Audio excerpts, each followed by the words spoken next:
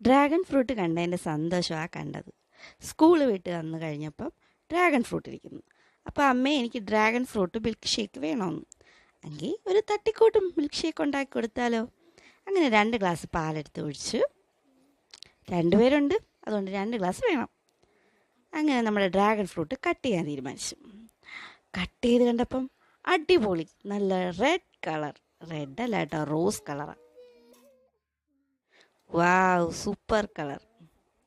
അപ്പോൾ അതിൻ്റെ ഹാഫ് എടുത്ത് ഒരു ഷേക്ക് അടിച്ചു കൊടുക്കാൻ വിചാരിച്ചു. പിന്നെ കുനുകുനുകുനാന്ന് അങ്ങ് അരിഞ്ഞ് മിക്സിയുടെ ജാറിലോട്ടിട്ടു. അതിൻ്റെ ഇടയ്ക്ക് ദാണ്ടെ ഒരു കൈ വന്നെടുത്തോണ്ട് പോയി. പിന്നെ ഒരു കഷ്ണവും കൂടി കൊടുത്തു. പിന്നെ പഞ്ചസാരയിട്ട് പെട്ടെന്ന് ഷേക്ക് അങ്ങ് റെഡിയാക്കി.